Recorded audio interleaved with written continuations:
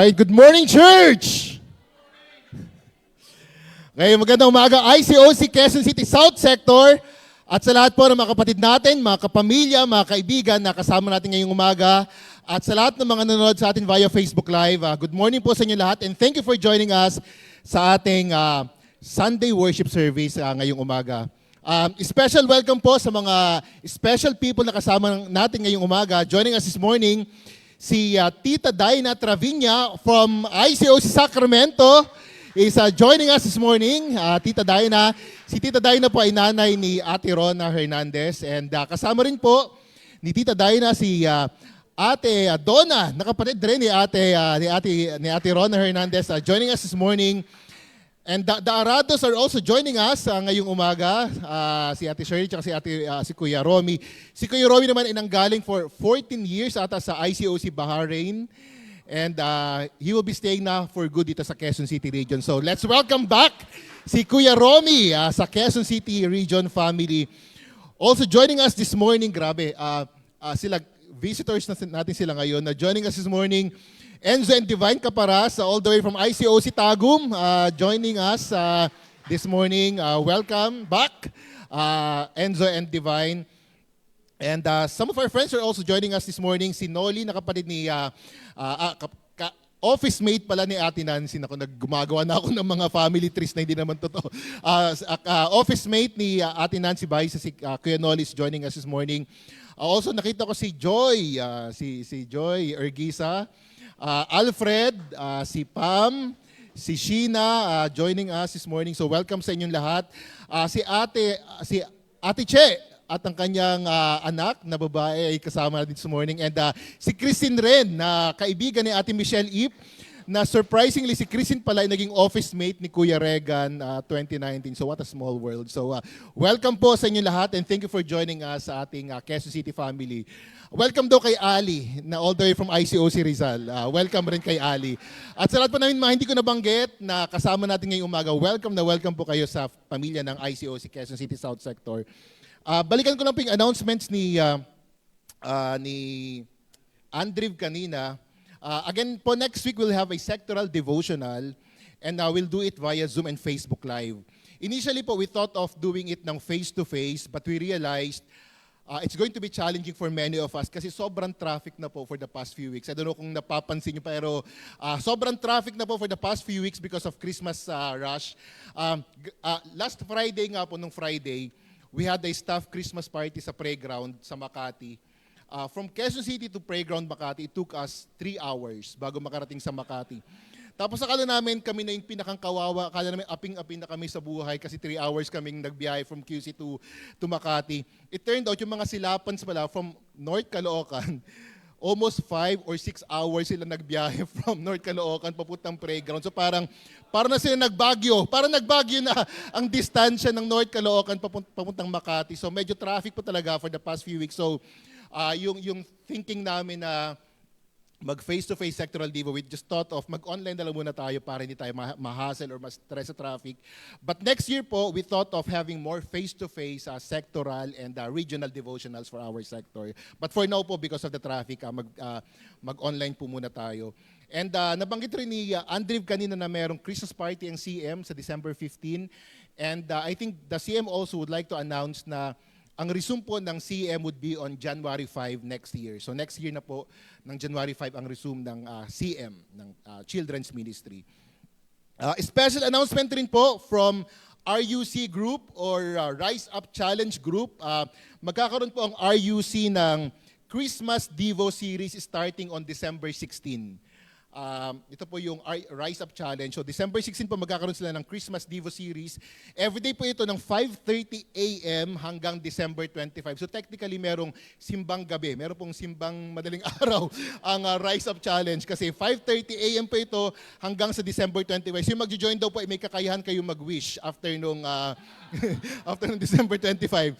And ang RUC po ata, they even recruited speakers abroad. So mag-speak ata ang mga Lovegren sa December 18 and Chester Umaging will be speaking on December 24. So kung maaga naman kayo nagigising, kung gising na kayo ng mga 5 a.m., instead na makinig muna kayo sa AM, sa DZMM, mag-join na lang muna kayo sa Zoom dito sa Rise Up Challenge from December 16 hanggang December 25 for their early morning Devo Christmas devotional. Via Zoom po ito. Special announcement rin po para sa mga marriage ministry. Ayan, nandiyan ba mga marriage ministry? Okay, for the marriage ministry, next year po, our Geo region, and that includes Quezon City South, North Caloocan, CMN, Valenzuela, Mandaluyong West Pasig, East Pasig, Marikina. Magkakaroon po ang marriage ministry ng ICU program. Grabe, ICU program, no? I Choose Us for the marriage ministry. Hindi po ito compulsory or hindi po ito required, but for those who would like to join or interested, you can join po dito sa ICU or I Choose Us program for the marriage ministry. And kaugnay na rin po ng I Choose Us, nabanggit ko na rin po ito nung devotional ng marriage ministry last Wednesday. Si Ate Faye po, she created a marriage intimacy project entitled My Lover, My Friend. Yeah, this is for the marriage ministry, especially for those na mga wala pang mga anak. Those na wala pang mga anak na marriage ministry, meron po tayong marriage intimacy project entitled My Lover, My Friend. So the goal po of this project is to explore and fulfill emotional, spiritual, physical, and sexual needs in a series of couples group sessions designed to build and develop intimacy in marriage. So tulad po ng ICU, ito po ay hindi compulsory, hindi po required umattend yung mga marriage ng mga wala pang anak. But if you would like to join, if you're interested to join, just let Jassy or me know para makapag-register po tayo dito sa ating program na to, sa project na to. Ayun, that's it for our special announcement. By the way, hindi nyo po ba napapansin ang ating bagong stage? Ito po ay dinesign ni Liz. Si Liz po ay single. Si Liz po ay single pa. So, ito po ay disenyo ni Liz na single. So for those who are watching us sa Facebook Live at Philippine Family of Churches and International Churches of Christ, napakatalentado po at napakaganda ng ating architect na gumawa ng stage ng Quezon City South. Ayan. Hindi. May kape. So hindi lang tayo merong stage, meron pa tayong Christmas tree dito. But we would like to say thank you po kay Kuya Elvis Villa at sa Level Grounds because yung stage na ginagamit natin before ay pinahiram lang niya muna. But because gagamitin na niya ngayon ulit for sa kanyang trabaho, so we thought of making our own stage. So again, thank you kay Liz at sa lahat ng mga tumulong sa paggawa nito. At wala pa tayong backdrop. Wala pa tayong carpet dito. Medyo hindi akma itong ating podium. Soon magkakameron tayo. For now, tipid-tipid muna tayo. But for those who would like to sponsor a carpet, backdrop, or podium, just let Jassy know. Inform niyo lang po si Jassy. Okay, it's great to be back po sa Maple Leaf. Parang nawala naman tayo for how many months. No? It's great to be back sa Maple Leaf. Last Sunday po nasa Antipolo tayo for our Summer Banquet. Ayan, yan po yung picture natin ng ating banquet, Summer Banquet. Hindi pa po napopost yung mga official pictures natin nung banquet natin. Pero kapag binabalikan ko po yung mga pictures natin, parang I just can't help but be encouraged kasi kahit medyo inambon talaga tayo, it was still a great time, time of encouragement and bonding and celebration. Sabi nga ni Kuya Ariel kanina, aside sa napakaraming food, napakasarap by the way nung laing na dala ni Kuya Ricky Contante, no? At saka yung sinigang sa watermelon na dala ng mga Zabalas. And by the way, birthday pa na ni Kuya Peter Zabala kahapon, so happy birthday rin kay Kuya Peter. And at saka yung nag-uumapaw na barbecue na dala ng mga ergizas na hindi na nakarating sa dining table kasi hinaharang na ng mga marriage ministry. Particularly ng Solid Rock House Church. Napagbintangan. So, napakarami talaga ng pagkain natin last Sunday. But really, aside from the food, it's great to see people just having a great time together. Si Kuya Julius at si Kuya Cesar Funya, talagang halin-hanan lang talaga sila sa pagbibidyo okay, no? Talagang nagkaroon ng album launch Nagkaroon ng album launch ang kambal na Julius and Cesar Funya last Sunday. Pero syempre hindi nagpatalo si Ate Che at si Ate Michelle Ip. Talagang meron rin silang performances, debut performance. Actually, debut performance yun ni Ate Che last Sunday. So talagang it was really a great time seeing people doing together last Sunday. Yung mga children, tas yung mga children at heart, nag-swimming sa pamumuno ni Kuya Dante. Yeah, talaga si Kuya Dante nag-swimming, tsaka si Edmer. Sabi ni Kuya Don, ayoko mag-swimming kasi hindi ako nakapunta ng sunblock. Akala mo napakainit last Sunday, no? Si Kuya Don, naiwan doon niya yung sunblock so hindi siya mag-swimming. Pero ulan na ulan, no? But again, it was really a great time. At syempre, na-witness natin yung baptism ni Marie. Okay. So kapag may mga nababasa kayo sa chat na ma'ams, si Marie po yun. Si Marie po yun. Wag po kayong misinterpret. Si Marie po yung nagchat-chat ng ma'am. So of course, na-witness natin yung baptism na Marie, the youngest member of our family sa Quezon City South. So nakakatawa po. Tapos, sabi nga, hindi nagpahuli si Kel Castro. Grabe, nag-ask si Kel ng steady dating. Ang napakamadamdaming pag-aas ni Kel ng dating. Tayo naman kay Kel and Arnie. Ipakita nyo naman na nag-holding hands pa sila. Hindi ko kinaya. Hindi ko kinaya yun, Kel. Hindi ako ready doon. But congratulations syempre kay Kel at kay Arnie. Actually, hindi pa tayo nakaka-get over sa kilig tsaka sa dehydration.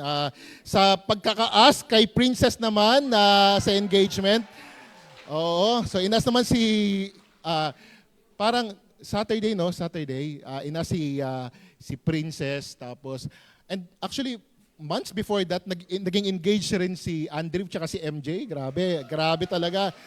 So marami tayong ma-welcome sa marriage ministry next year. So sa mga gusto pang humabol ng engagement dyan at dating, ipagpa 2025 nyo na muna kasi kailangan muna natin ng ayusin itong ating stage. But really it was a great time, yung mga nangyari nung Sunday. It was a great and amazing time. And last Sunday po really was for me, a time of thanksgiving and a time of rejoicing for the sector. At dito po inspired yung lesson natin ngayong umaga. This morning po, I want to talk about rejoicing. Ayan, rejoicing. O sa Tagalog, pagsasaya. And the title po for lesson this morning is Reasons for Rejoicing. O yung dahilan ng pagsasaya. Reasons. Chris Bro Gonzalez. Baka siya yung magpipreach. Reasons for rejoicing. So let's go together in a word of prayer before we proceed. Let's pray.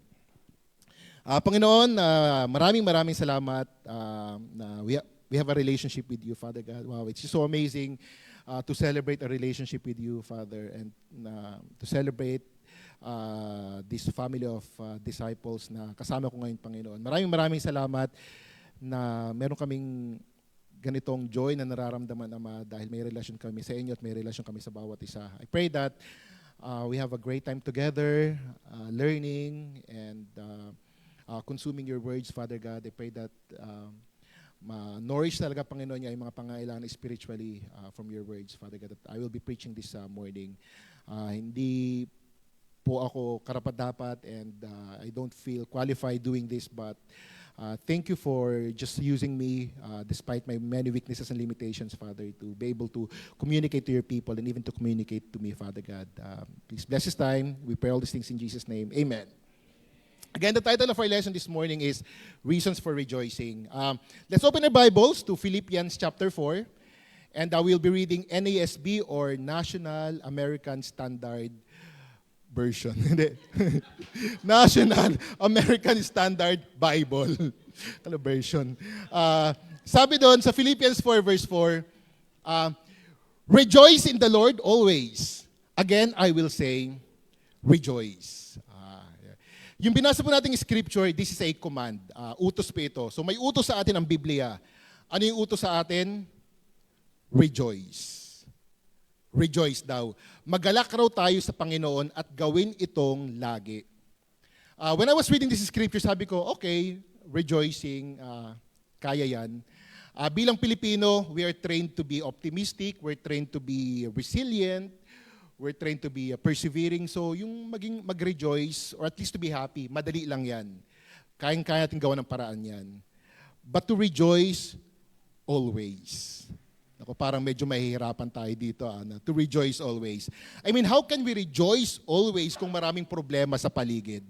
How can we be happy or be full of joy always kung maraming problema sa paligid? How can we rejoice kung halos araw-araw tayo nalilate pag uwi kasi sobrang traffic sa EDSA?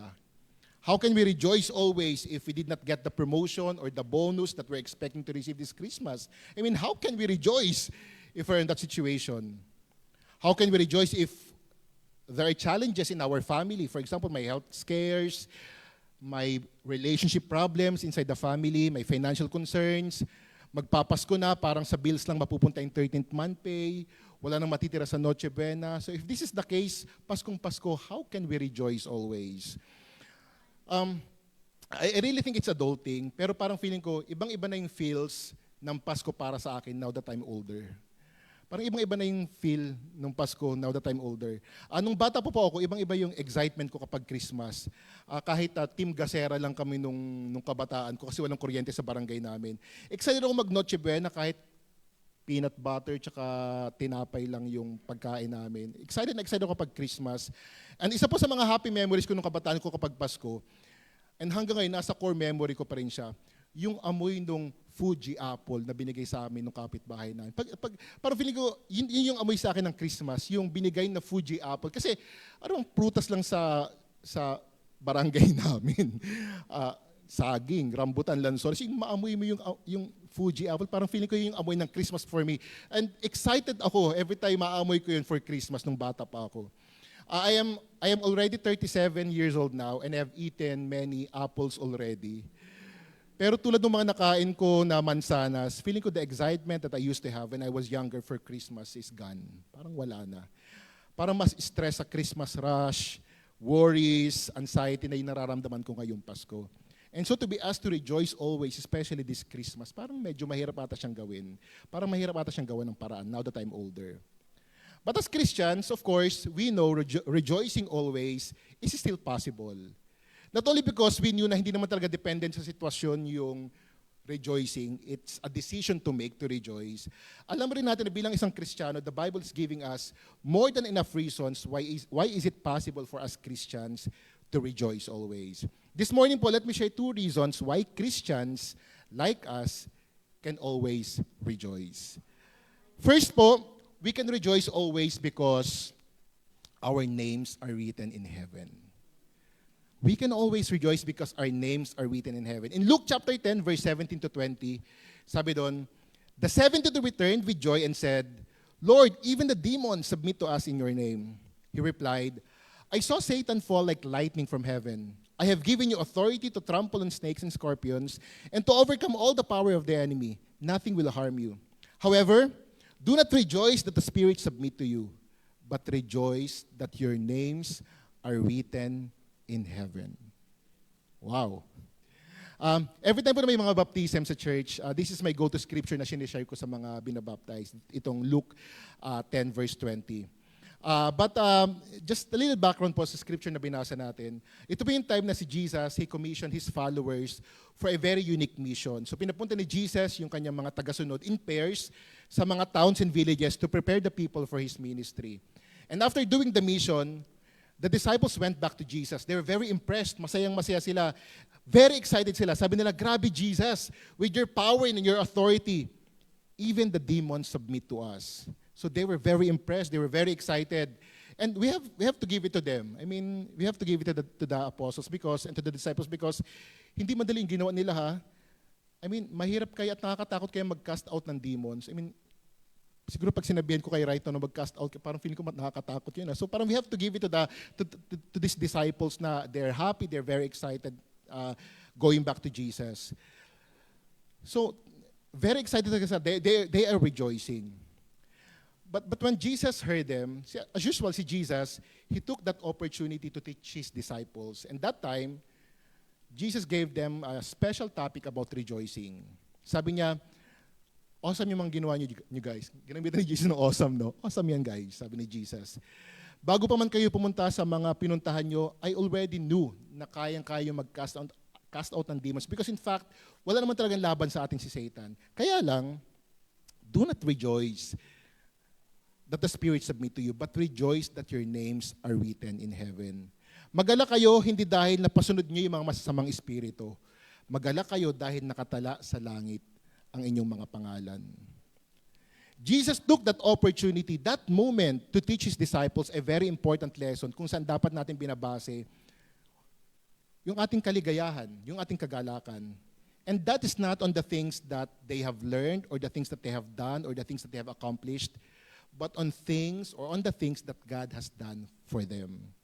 Their names are written in heaven at yun dapat yung makakapagbigay sa kanila ng ultimate na kaligayahan or kagalakan sa buhay. Ano po yung ibig sabihin nito para sa ating mga Kristiyano? I believe when we became Christians, just like these disciples, as we grow older sa simbahan, marami na rin tayong mga natutunang gawin na never in our lives that we imagine na kaya pala natin gawin. For example, who would have thought na mapupunta ako sa leadership or na may expose ako sa leadership? Who would have thought na may kakayahan pala ako to speak in public? Who would have thought na kaya ko palang gumawa ng sermon or mga lessons every Sunday? Last month po, we had a mini high school reunion. Tapos nag-usap-usap lang kami ng mga buhay-buhay namin ng mga high school classmates ko. So graduate po ako nung high school 2003. So kinumpit niya na agad, 37 na ako ngayon.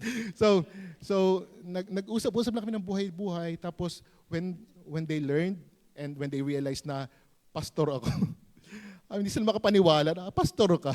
Parang hindi man bagay sa yung pagiging pastor. Sabi ko, don't worry, it's a tie. hindi na ako makapaniwala na full-time minister, pastor ako right now. Hindi rin ako makapaniwala may kakayahan pala ako na mag-preach, mag-counsel, o makapag-usap sa mga tao. And personally, just realizing and knowing that, not only I rejoice, but I feel very proud of who I have become. Kasi wala po talaga sa hinagap ng kung babalikan niyo po ang aking high school life, wala sa hinagap na magiging pastor or magiging full-time minister ako right now. So naisip ko, I feel very proud of myself na kaya ko rin pala itong mga ganitong bagay. At siguro kayo rin, thinking about the things that you've learned, thinking about the things that you've done, you have accomplished, the many souls na nailapit nyo sa Diyos, I'm sure it also gives you a certain kind of joy and a sense of accomplishment and encouragement also. Pero tulad ng paalala ni Jesus sa kanyang mga tagasunod, yes, those things or these things are awesome. Thank you for doing those things. But do not rejoice because you're able to do that. Rejoice because your name is written in heaven. Yun daw dapat na maging ultimate ng source ng ating kagalakan o ng ating kaligayahan. I think this is a good time for all of us to assess ourselves. Saan nga ba nakabase ang kaligayahan natin? Saan nga ba nakabase yung joy na meron tayo right now? Is it based on our accomplishments? Paano kung wala na tayong accomplishments? Is it based on our skills and capabilities? Paano kung hindi na relevant yung ating skills and accomplishments? Yung mga young generations right now, talagang napaka-skillful talaga ng mga young generation. What if hindi na relevant yung ating skills and capabilities natin? Nakabase ba yung ating kalagayahan sa ating mga events? Paano kung umambon? Actually, last December 1 po, witness si Jassy, nakatulala lang talaga ako nung umaambon. Sabi ko, summer to, bakit ang lakas ng ambon? So, nakatulala po talaga, nakatulala lang ako. Sabi ko, sana dito lang sa Cubao umuulan. Tapos tinawagan namin si MJ, Chris bro, walang tigil ulan dito. So, talagang nakatulala lang talaga ako nung December 1. Saan ba nakabase yung ating kaligayahan, yung joy natin? Is it on the events? Is it based on the fellowship? Paano kung hindi naman sa'yo yung fellowship? Saan nakabase yung ating kaligayahan? Jesus wants us to remember, especially ngayong Christmas, that He has given us the best gift, that our names are written in heaven. And so if you're feeling tired right now, if you're feeling unmotivated, if you're feeling overwhelmed right now, if you're feeling anxious, understand that you're still capable to rejoice because our names are written in heaven. Hindi na sa, wait lang pa.